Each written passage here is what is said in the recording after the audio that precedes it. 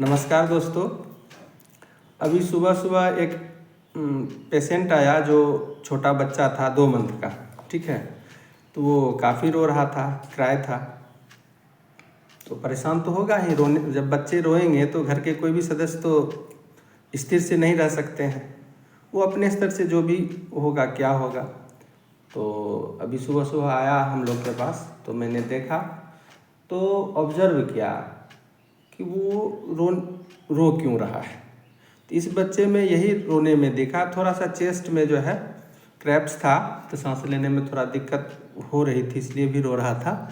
लेकिन उससे भी ज़्यादा ये चीज़ था कि इसको भूख अधिक लगता है। ठीक है, प्रॉपर डाइट नहीं मिल पाता है, इसलिए रो रहा है। माँ से भी पूछे तो उन्होंने बताई कि जो है मिल्क हो नहीं रहा है। ठीक है, झाड़ फूँक इधर उधर किए थे, थोड़ा दूध होता है। तो उस पर तो मेडिकल साइंस विश्वास नहीं करती है झाड़ फूँक पे, बट जनरली ये वीडियो बनाने का ये उद्देश्य है कि बच्चे रोते हैं, क्यों रोते हैं, इस पे फोकस करना है। और रोने का क्या कारण है, जनरली जो घर में आप ठीक कर सकते हैं, सॉल्व कर सकते हैं। अगर वो चीज़ से सॉल्व नहीं हुआ तब डॉक्टर के पास आइए। हालांकि अलर्ट तो रहने की ज़रूरत है। बच्चे जब रोते हैं तो समझिए कि रोना ही सबसे बड़ा बीमारी दिखता है घर में, लेकिन ऐसा कोई घबराने की बात नहीं है।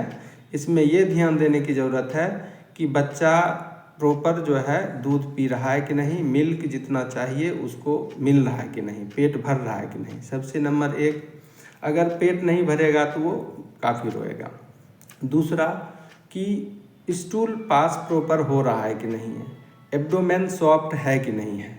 क्योंकि बहुत बार ये देखा गया है कि मिल्क अगर प्रॉपर नहीं आ रहा है तो स्टूल क्या होता है कि नीचे जाके एनस में वहाँ पे वो हार्ड हो जाता है। ठीक है, तो अगर वो पास आउट भी करना चाह रहा है तो उसको पेन होता है। क्यों? क्योंकि स्टूल हार्ड हो गया, प्रॉपर डाइट नहीं मिला तो स्टूल जो है हार्ड हो गया।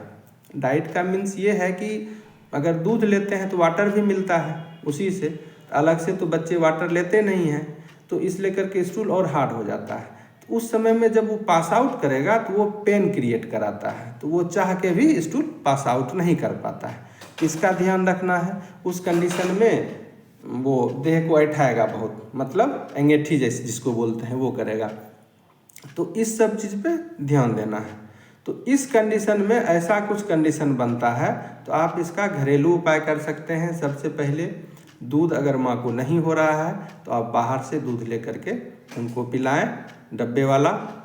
दूसरी चीज़ है कि अगर ये तो दूध का भूख की बात हो गई, अब है कि स्टूल पास आउट नहीं हो रहा है तो घरेलू उपाय घर में आप कर सकते हैं। अगर 3 दिन 4 दिन में स्टूल नहीं किया है तो आप क्या करें, एक साबुन लें, घर में सबको साबुन रहता है, लाइफबॉय साबुन, उसको एकदम पतला कर लें। ठीक है, ऐसे करके जो है जैसे पेन लाइक, इससे भी और पतला कर लें ताकि पीछे से पैखाने रास्ते में एनस में आप उसको सपोर्ट कर सकते हैं। तो उससे क्या होगा कि वो लुब्रिकेंट का काम करेगा और स्टूल आउट हो जाएगा।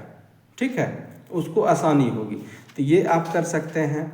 एक और चीज़ है कि अगर बच्चा रो रहा है तो उस कंडीशन में डायपर चेक करें। वो पेशाब करके है तो उसके वजह से भी वो रो रहा है, वो एक इशारा कर रहा है कि आप डायपर उसका चेंज करें।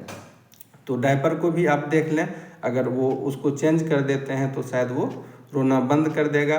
बिछावन पे है, डायपर आप नहीं पहनाए हैं और उस कंडीशन में वो बिछावन गीला कर दिया है तो भी वो रोएगा। तो ये सब छोटा छोटा चीज़ है जिसको आपको ध्यान देना है। और लगातार यूरिन पे रहने से उसका जो है इन्फेक्शंस जो है बढ़ जाएगा।